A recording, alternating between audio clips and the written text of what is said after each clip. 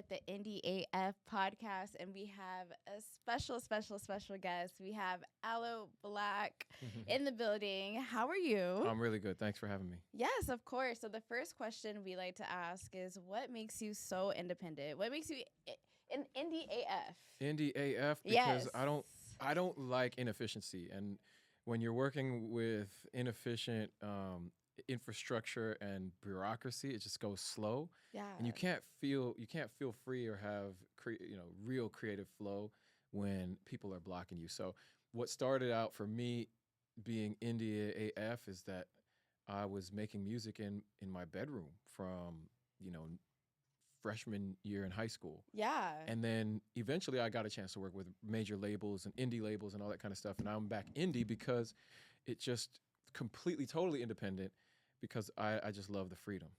I love that. And I feel like within your career, you've been such a great example of just being able to establish your own lane. I mean, bring me back to AIM. I mean, that's still your mantra, right? Yeah, my mantra is affirmation, inspiration, motivation.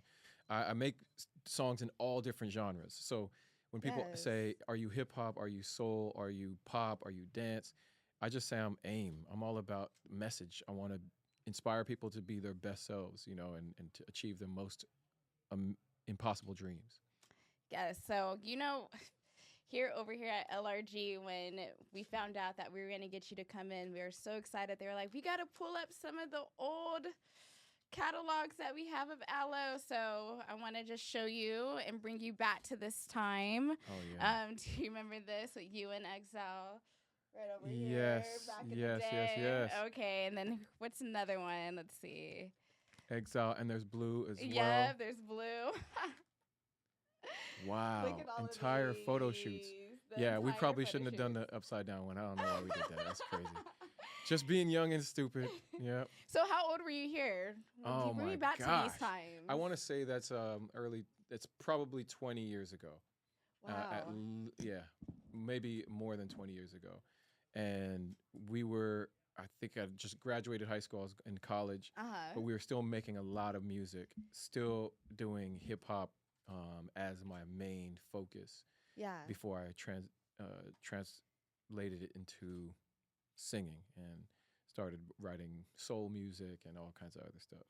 So when was that defining moment when you realized you didn't want to be so genre specific? I mean, because you have all types of, from folk to Man, I don't know if there was a defining moment. So, okay, I know what it was. There was a moment. I was making hip hop with Exile. He was giving me records to sample from, and then I saw this TV commercial with this guy named Cat Stevens. Okay. And it was a greatest hits commercial. They wanted you to buy his records or whatever. Mm-hmm. And I saw the way he was playing the guitar and singing, and the way that he looked and the way that he sounded felt so real and so raw. I was like, I want to make music like that. And so I started making folk songs. My dad bought a piano, and I went to the piano and started trying to make songs that sounded like the ones we were sampling from. Mm-hmm. And from there, I just started testing out all different styles and sounds. And I was still making hip hop and still releasing hip hop, but eventually I got signed to an indie label as a singer, and I thought, okay, I'm going to try this singing thing, and I'm going to try everything that I can. And that's when I started really spreading out and testing different genres. Wow. So as you touched, like you signed to an indie label, Stone Throw. Mm-hmm. Shout out to them. Have so many different, I guess, legends within that label. Yeah. Now that you decided to take the independent route and kind of, put things out on your terms, like you just dropped the album Stand Together.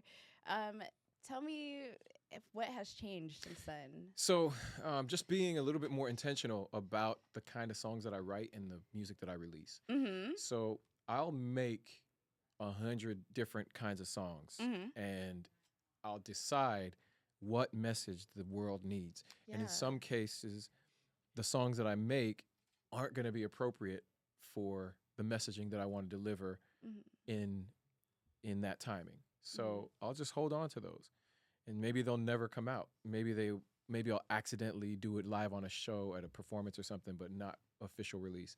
So what's changed is just intention. I want to make songs that are for positive social transformation. And this new album, Stand Together, are songs that are inspired by huge positive social missions and community heroes who've started a path forward for the most vulnerable in their community. 5 years. I know that you were being more intentional with dropping it, but did you realize that it was going to be this long before putting another record out like this or an album, or it just felt good to put it out at 2025? The thing is, there was a pandemic in between, so I had an album.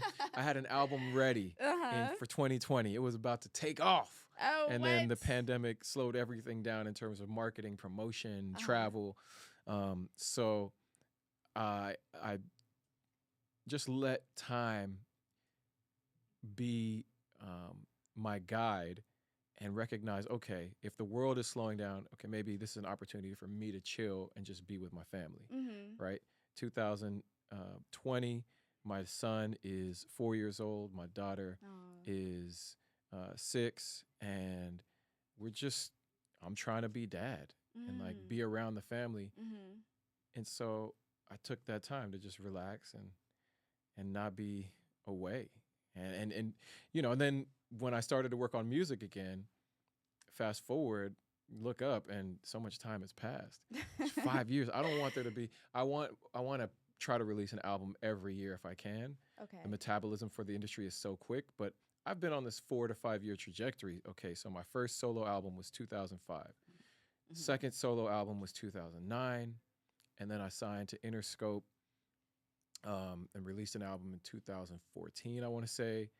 And then by 2019, I dropped, or 2018, I dropped a Christmas album. Okay. But 2020 was the next proper album, and now 2025. So it's been roughly. So 2030, we gotta wait. You for don't the next have to one? wait. You don't have to wait. The problem is I have so many albums chilling. Right. Like the album that got me signed to my first deal is still unreleased. Wow. And that's crazy to me. Yeah. The album that I recorded with Exile before I had my first hit as a solo artist is still unreleased. We released half of it, but the other half is still unreleased. There's just so much. And then I've got a folk album, I've got a soul album, I've got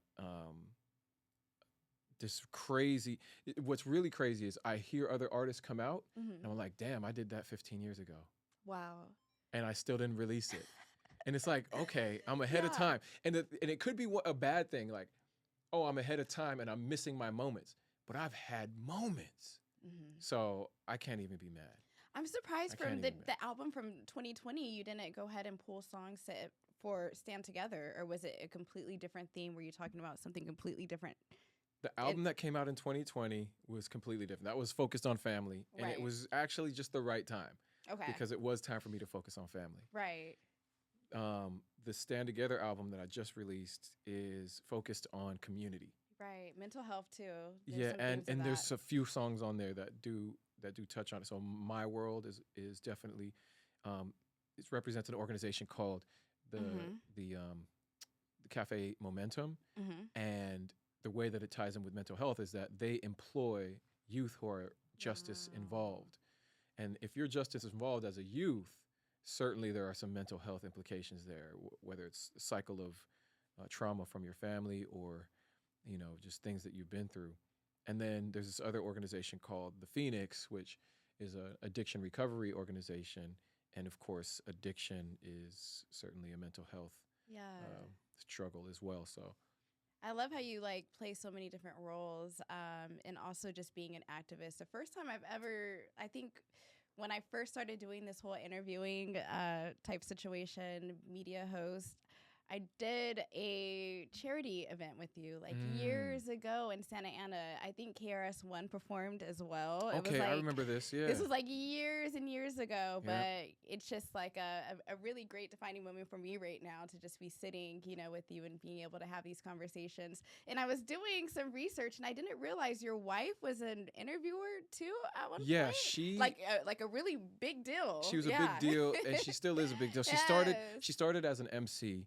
Okay. And because she was in Australia, and because she was like one of the most popular and biggest MCs, she started getting inbound requests from radio and TV to host shows. She ended up hosting the national hip hop show on radio and the national hip hop show on television. I went to Australia as an indie artist, still kind of just trying to figure out my way. I had just got signed to Stone's Throw, and I went for the Red Bull Music Academy, and she interviewed me, and that's when we first met. Then she came to the States. She did some more interviews, and I was like, okay, she's somebody I really want to know. And I love the story when you were like a movie scene. You were getting into a cab, or she was coming out of a cab, and you were trying to get into a cab, and then there she was. Shout out to Maya Jupiter, exactly. Yeah, I mean, I tried to play it cool the first interview, and then we had like a evening event that I invited her to, and she was like, oh, I have to go to this other festival and interview some more people. Not sure if I'm gonna make it, so I waited at the event at this bar up until and I had an early flight the next morning. I waited till late. And I was about to leave. I walked out the bar, and I'm heading down the sidewalk to go catch the next cab that pulls up is my cab. And door opens, swings open. She walks out of the cab, and then the world just starts going in slow motion. Oh, my goodness. And it was crazy. That's amazing. We ended up just sitting and talking for a couple more hours. So has your thoughts changed? With the interview you were talking about, at that time, I think you were getting ready to tour with Bruno Mars, or did a tour with Bruno. I did. But your wife was pregnant or getting ready to have a baby. We had our first kid. Yes. And our child was 11 months old. And I thought, okay, how about let's bring the whole family on the road. Wow. Prior to that, I'd been on the road for 2 or 3 years with my wife. Mm-hmm. She was opening for me, or she was just there. Oh my gosh, she was opening for you too? Yeah, because she's the illest. Cool. She's the illest MC, and my Yay. band learned her music.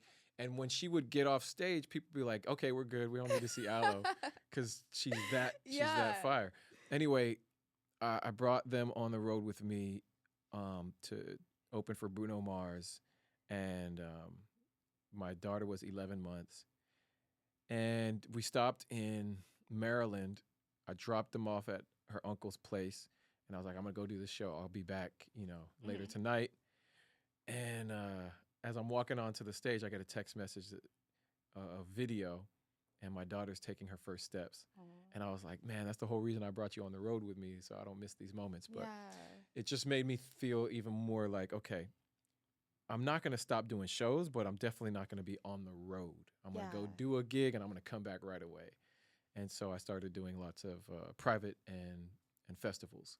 And that kept me from doing like the normal tour circuit, which I'm just about to get back on that. So you're getting ready to do another go? Okay, so you're going to get back on. The kids are older. The kids are older. Hey, you and wife can go and take a little vacation, kind of, right? That's the idea. You know what we've been doing is summertime. Summertime's beautiful because we go to Europe. Oh, nice. Europe has...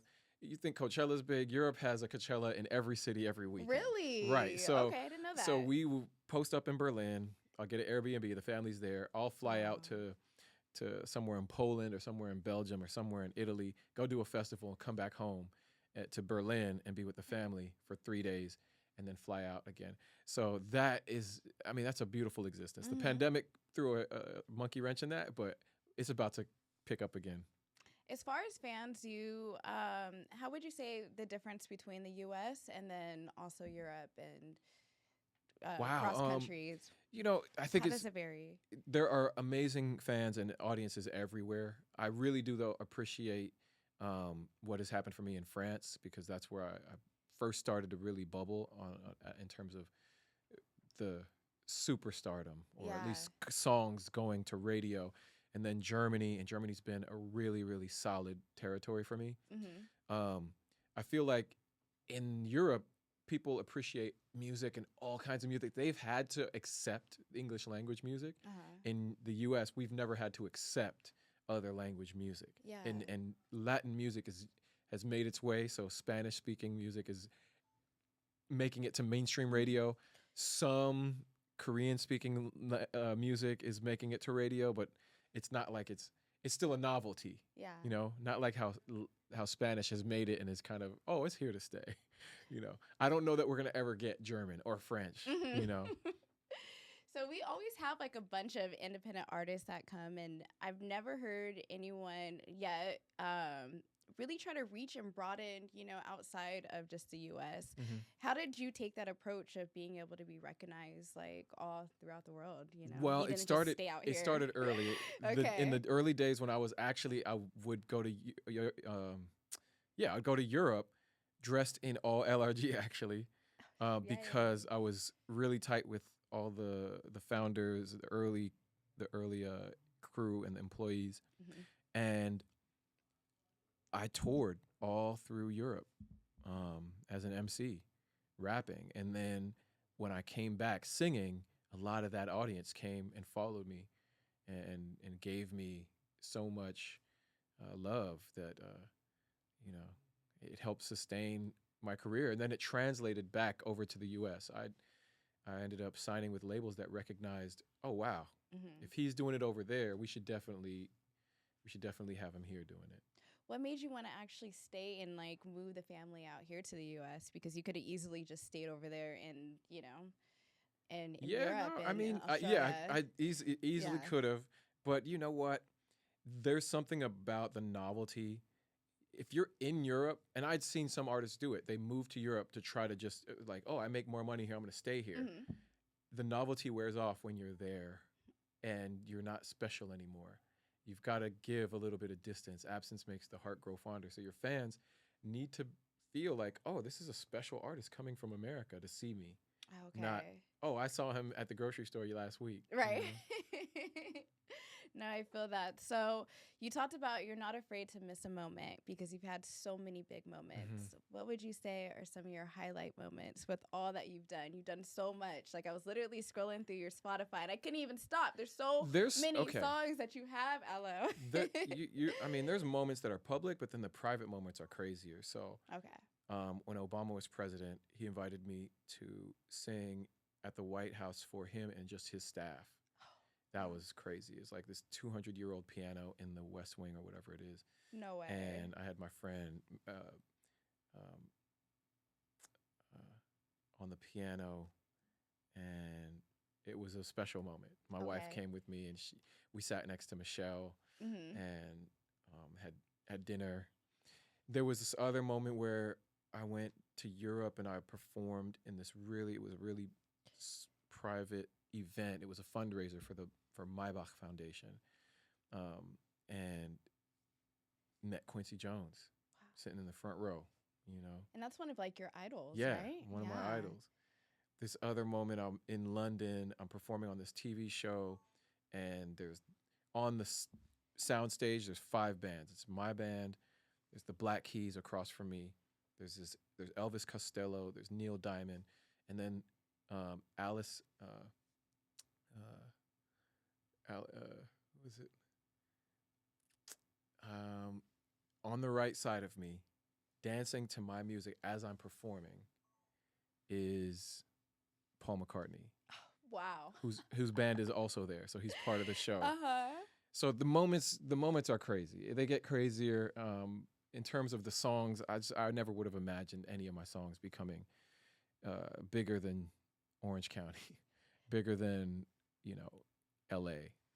But I was lucky enough to have those moments too. As far as just like not realizing the impact that your songs, still actually have, did you realize Dollars was gonna go as trendy and as viral as it's still, everyone knows that song. Right. Everyone knows that song. My brothers and sisters know that song and they're so young. Like I Need a that's Dollar forever. was really, it wasn't even my lead single. It wasn't even going to be a single. It was just like, for me, I had put together an album with this production team in New York called Truth and Soul, and every night every day we would jam on instrumentals. Every night I would take them back to the apartment I was staying at and write lyrics. Mm-hmm. And it's interesting because I would write lyrics to the actual tracks. I Need a Dollar was a track where I already had an idea of lyrics. Yeah. And I just like an MC, we always write. We have, notebooks full of raps. I just laid that one down on a track. Uh-huh. And it's interesting because that's the same thing that happened with how I got signed in the first place. I got a beat CD full of beats from Ono, and I did 15 raps and one song where I said, "Oh, I don't know what to write here. I'm going to sing a song." And I sang Change Is Gonna Come, and that got me signed as a singer. So then when I Need a Dollar happened, I wasn't even looking at it as the single. I was like, oh, that was just something I threw together. The single is this other one that I wrote intentionally, and it was like, I know that's going to be a hit. And you just never know. Wow. I mean, I feel like dollars just it's relatable to everyone. Everyone needs some dollars out here, right? Everyone. I know I do. So to end this interview off, what, because I know that you're so, philanthropist, and also just an activist, and also really into the charities. Where are some charities and some mission work that you would like to advise others to do and be a part of? One of the organizations I support in LA is called Community Coalition of Los Angeles, of South LA. They started back in the 90s, and they've been working to improve education, improve job accessibility, and overall well-being of people in South LA. So that's a super local organization. But beyond that, my album, again, Stand Together, every song represents some sort of community hero that's doing amazing work. So Cafe Momentum, which started in Dallas but is spreading out to other cities, is a great organization. The Phoenix, that's working using exercise and activities to combat addiction and help with recovery. Wow, there's lots of organizations, but those are the ones I'll throw out there right now. Awesome. And then what could we expect from you for the rest of 2025, Aloe Blacc? 2025, I'm just gonna try to continue to highlight some of the songs on the Stand Together album. There will be some more music that comes out, some blues rock that I'm doing with this group of talented musicians, some collaborations with other artists. There's a group called Two Lot that I've just released a single with called Immortal. Okay. And so, I'm doing collaborations, I'm doing some solo songs, and just having fun. Awesome. And then actually last thing, so Mike Z has one of your first demo tapes. I want to know if you remember some of the lyrics. Do you think you'll be able to? Oh my gosh. Let's see. All right. Oh yeah. Wow. So this was probably the very first hip hop track I ever recorded. Oh wow. With DJ Exile. But the beat wasn't by Exile. It was another cat who lived close by, another Orange County producer. I don't think he produces anymore. Let's see if I remember this. I saw the street light go black at night with it into the human life. Fourth dimensional sight got me feeling right. And with the mic I fight. And with the mic I fight. The magnitude of my attitude is an artistic articism. My talents rely on Dadaism. Aloe Blacc is risen. After 3 days when they locked me in the cave with a boulder, but I just shrugged my shoulders. Said, well, till I get older, age and time will see the best of me, the test of me. Do as I say, not as I be. Hypocrisy, all that exists outside of my physical thought of. You're always hated, not loved. Oh my gosh. Wow. This is all. Oh my goodness. This is like more than 20 years old. Yeah, I think the tape says 1996. I would have written that though by like 1994, 1995. Because, oh yeah, I wrote a lot of these lyrics. I saw the street light go black at night.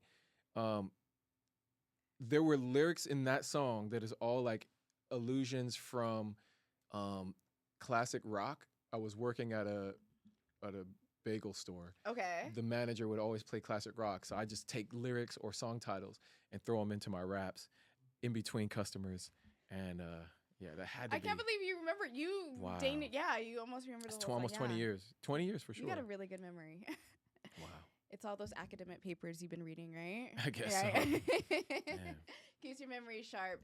Thank you so much, Aloe Blacc, for coming to the LRG headquarters and thank you for sharing your independent journey with us, and just making the time. So I appreciate you. Everybody, stand together. Check it out.